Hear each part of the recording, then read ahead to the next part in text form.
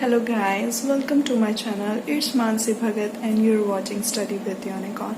तो आज मैं आप सबके लिए एक नया कोर्स लेकर आई हूँ जिसका नाम है इग्नू कंटेंट। तो इसमें आपको सारे टॉपिक्स जो हैं जो इग्नू के फाइनल ईयर के स्टूडेंट्स हैं उनके लिए है, प्लस जो सोशियोलॉजी में इग्नू कंटेंट्स में पढ़ना चाहते हैं ये उन सब के लिए भी है, प्लस यूपीएससी में जो इग्नू कंटेंट से पढ़ना चाहते हैं ये कोर्स उनके लिए भी है। तो इस कोर्स में मैंने मोस्टली अभी मैं फोकस कर रही हूँ जो फाइनल ईयर के स्टूडेंट्स हैं जिनका मास्टर जिनका मास्टर कंप्लीट होने वाला है, तो उनके लिए एक्चुअली क्या था कि सब्जेक्ट्स जो हैं वो बुक्स तो मिली नहीं उनको, ठीक है, बुक्स डिलीवर नहीं हो पाई। और I know IGNOU content content से पढ़ना बहुत मुश्किल है। ऑनलाइन मतलब बोलना आसान है और पढ़ भी सकते हो, ये ऐसा नहीं कि आप नहीं पढ़ सकते हो, लेकिन प्रॉब्लम बहुत होती है पढ़ने में। तो उस चीज़ को मैंने देखते हुए मैंने सोचा कि कंटेंट से ही हम कुछ पार्ट को पकड़ के पढ़ के मैं आपके साथ डिस्कस करूं ताकि आप सबकी हेल्प हो पाए। ओके, तो आज हम नया कोर्स मैंने स्टार्ट किया है। आज अभी मैं MSO E001 को डिस्कस कर रही हूँ, जो पोस्ट ग्रेजुएट का सेकेंड ईयर का जो अभी टर्म एंड एग्ज़ाम्स होने वाले हैं, मैं उनके लिए जो है ये कोर्स जो है अभी मैं स्टार्ट कर रही हूँ। तो if you are liking this video please like share and subscribe to my channel, और प्लीज़ जितना शेयर कर सकते हो वो करो ताकि जो बच्चे इन चीज़ों से सफ़र कर रहे हैं वो सफ़र ना हो और सबको जो है वो पढ़ने का मौका मिले। तो आप जल्दी से जल्दी उनको शेयर करो। प्लस मैं आपसे एक और बात करना चाहती हूँ कि जो मेरी वीडियोस हैं वो हैंड रिटन नोट्स बेस्ड हैं, क्योंकि बच्चों को बहुत ज़्यादा प्रॉब्लम होती है एक नोट्स बनाने के। मैम नोट्स कैसे बनाए जाएं, हैंड रिटन नोट्स कैसे होते हैं, कौन से पॉइंट्स लिखने चाहिए, कैसा फ्रेम करना चाहिए ताकि आप जल्दी से रिवाइज कर सको और अच्छे नोट्स, प्रोडक्टिव नोट्स बने, तो उस पर भी बेस्ड हैं। तो आप पढ़ना भी, नोट्स भी देखना, आंसर राइटिंग भी देखना कि कैसे करना है, plus everything, each and everything जो एक अच्छे स्टूडेंट को चाहिए वो मैं प्रोवाइड कर रही हूँ। And let's get into the video.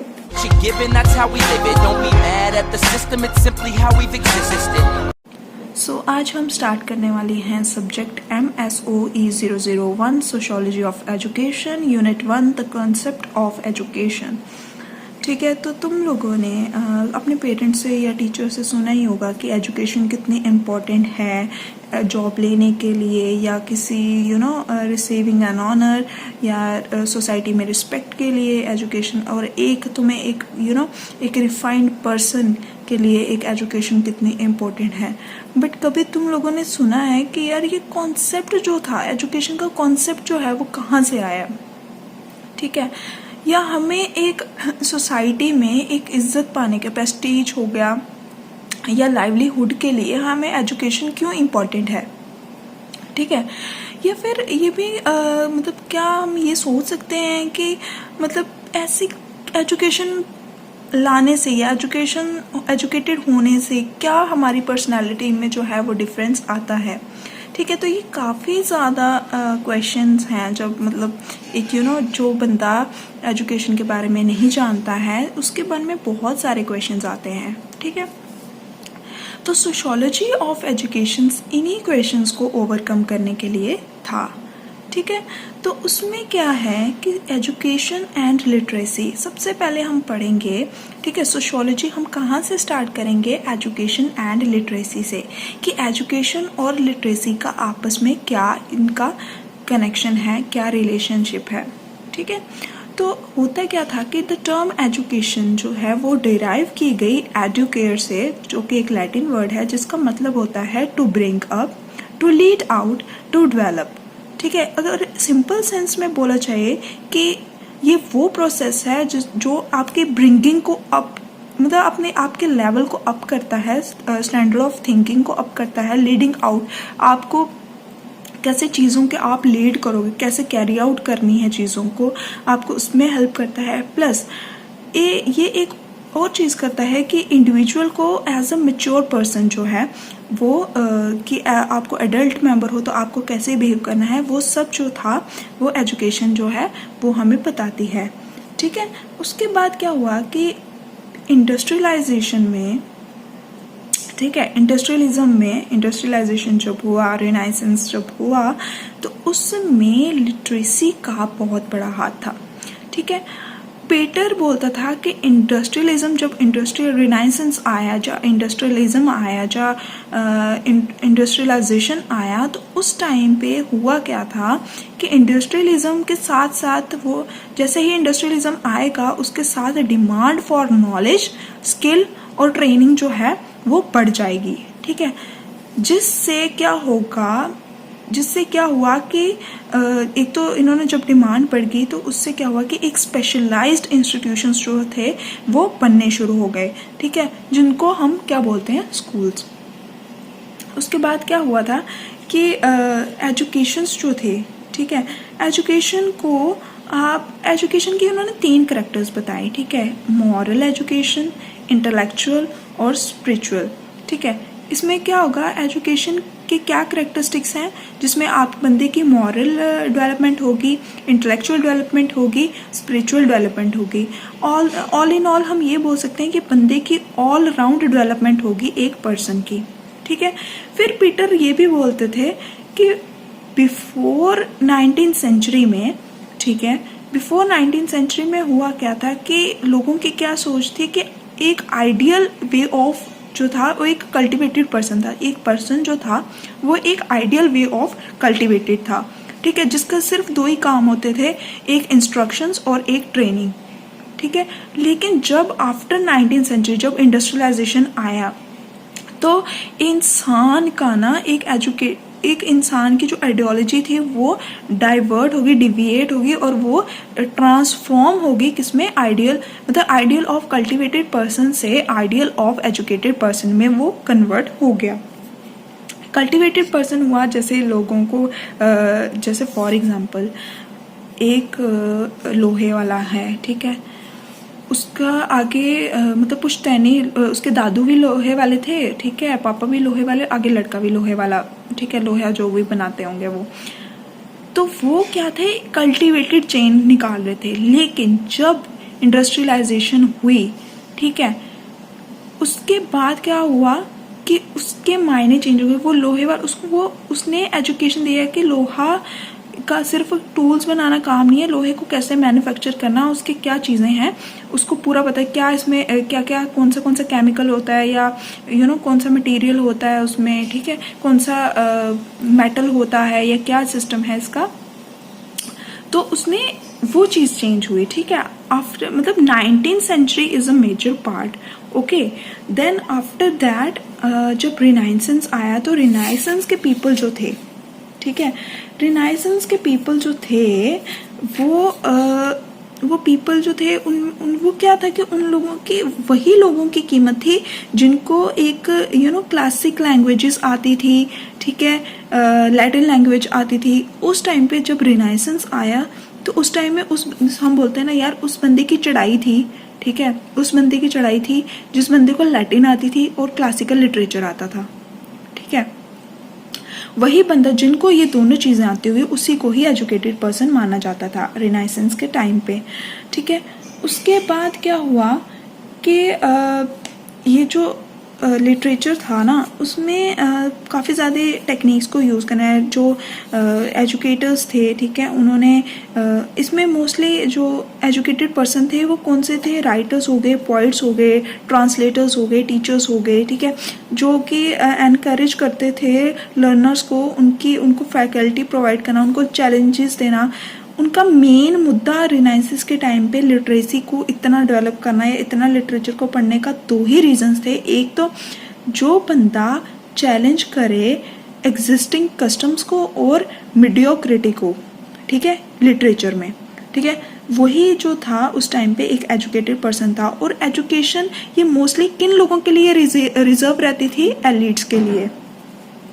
Okay, then उसके बाद क्या हुआ कि जैसे रिनाइसेंस हुआ, उसके बाद 1423 में एक्चुअली हुआ क्या था कि तब प्रिंटिंग प्रेस आ गई हुई थी।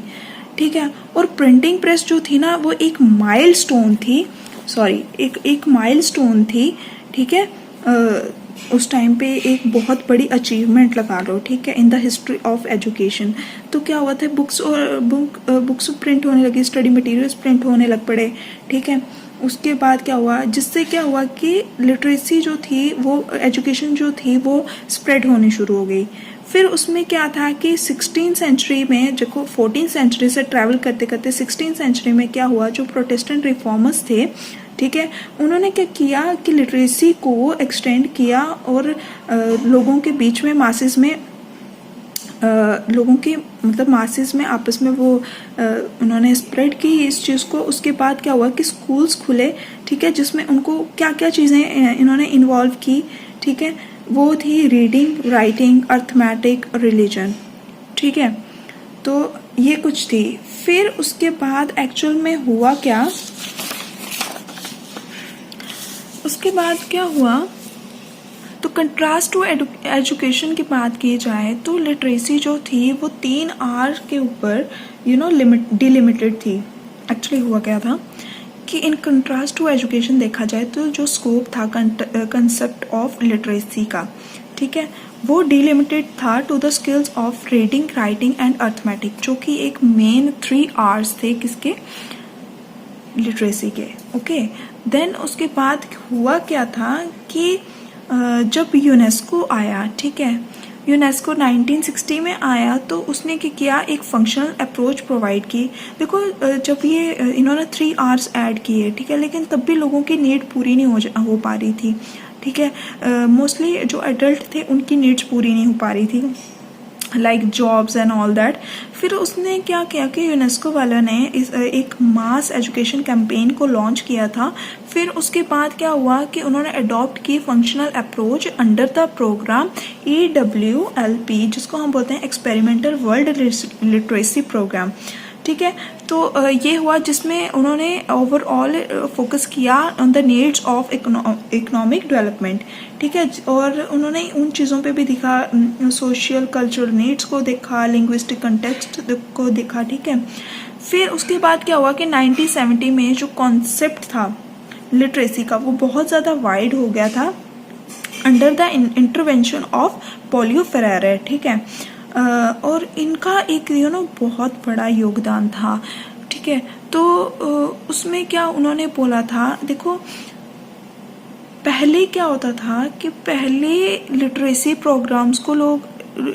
प्रोग्राम्स में लर्नर्स को लोग एज अ बेनिफिशरीज देखते थे, लेकिन फेरेरे जब आया तो फेरेरे ने क्या किया, उन्होंने लर्नर्स को as a actor and subject treat किया, ठीक है। उसके बाद क्या हुआ कि मेजर फॉल आउट हुआ एंड आफ्टर दैट जो यूनेस्को था, यूनेस्को ने क्या किया कि लिटरेसी प्राइसेस जो रखे, ठीक है, पॉल फ्रेरे पे और इन 1975 पे, ठीक है, जो उनकी कंट्रीब्यूशन थी, ठीक है, जो कि क्रिटिकल लिटरेसी की तरफ उन्होंने एक टर्म दी क्रिटिकल लिटरेसी। उसका क्या मतलब होता है, देखो क्रिटिकल लिटरेसी का ये मतलब था कि उस बंदे की कैपेसिटी, ठीक है, बंदे की capacity to participate as an active citizen, ठीक है, given to critiquing national and international practices, claiming rights and challenging power structures.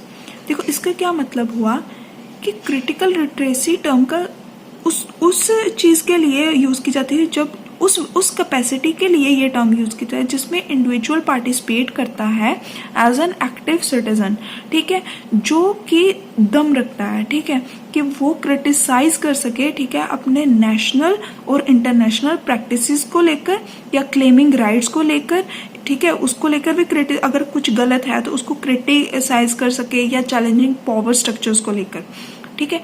उसके बाद क्या हुआ कि हम 1980 में यूनेस्को ने मतलब इतने ज़्यादा प्रोग्राम्स को लॉन्च किया एंड उस टाइम पे दो जो टर्म्स थी वो काफ़ी ज़्यादा क्लियर कट हो गई थी। एक तो था ऑटोनॉमस लिटरेसी और एक था आइडियोलॉजिकल लिटरेसी, ठीक है। ऑटोनॉमस लिटरेसी में क्या किया जाता था, ये वो स्किल्स थे जिसमें वो लिटरेसी थी जिसका वैल्यूज़ और कॉन्टेक्स्ट से कोई लेना देना नहीं था, ठीक है। लेकिन जो आइडियोलॉजिकल लिटरेसी थी वो उसका किससे लेना देना था, सोशल और पॉलिटिकल आइडियोलॉजीज थी, ठीक है। तो और उसके बाद लिटरेसी एक तरह की इवॉल्विंग कॉन्सेप्ट है, क्योंकि इसमें देखो दो चीज़ों को हम देखेंगे। देखो लिटरेसी क्या थी, एक तरह की एक न्यूट्रल थी, ठीक है। न्यूट्रल इसलिए थी क्योंकि उसका काम है एक एज अ डोमेस्टिकेटिंग टाइप, अगर फ्रेरे की हम टर्म यूज़ की चाहे तो डोमेस्टिकेटिंग है। लिटरेसी क्या है, एक डोमेस्टिकेटिंग सब्जेक्ट है। क्यों? क्योंकि आप घर पे देखो, अगर आप किसी घर पे किसी को लिटरेसी दे रहे हो, ठीक है, वो तो तुम्हारे पे डिपेंड करता है ना कि तुम कैसे लिटरेसी दे रहे हो, ठीक है। अगर तुम उसको पॉजिटिव वे से पढ़ाओगे तो बच्चा पॉजिटिव ही पढ़ेगा, नेगेटिव वे से पढ़ाओगे तो वो नेगेटिव ही पढ़ेगा, ठीक है। तो एक तो ये तरीका था, ठीक है, कि कैसे इवॉल्व हुआ। दूसरा उसने ये बोला कि ज़रूरी नहीं है कि आप पॉइंट्स और वो सब में ही हो, बहुत सारी और भी लिटरेसी वे है, जैसे रेडियो की लैंग्वेजेस होगी, टीवी कंप्यूटर्स की, ठीक है, विजुअल इमेजेस की, ठीक है। तो ये सारी चीज़ें भी हैं, ठीक है। Literacy not limited to poems and ये after that books and all, but also to the technical part, ठीक है। तो ये चीज़ भी है। तो बाकी हम आगे बेशक कंटिन्यू करेंगे और डिस्कशन जारी रहेगी और आप जम के पढ़िएगा। तो इग्नो कंटेंट भी मैं डाल दे रही हूँ, मैं उनके ई कंटेंट से ही डालूँगी, मतलब ई कंटेंट को ही मैं डिस्कस करूँगी, ताकि बहुत सारे बच्चों का जो है वो हेल्प हो सके। जो जिन बच्चों के पास बुक्स नहीं पहुँची है उनका इस तरफ से हेल्प हो सके। प्लस जो बच्चे इग्नो कंटेंट से कुछ नोट्स बनाना चाहते हैं उनको नेट में भी हेल्प हो गई, ठीक है, और बहुत सारी चीज़ों में हेल्प होने वाली है। So thanks for watching. What you're given, that's how we live it. Don't be mad at the system, it's simply how we've existed. I hear a lot of people talking like they politicians and choose to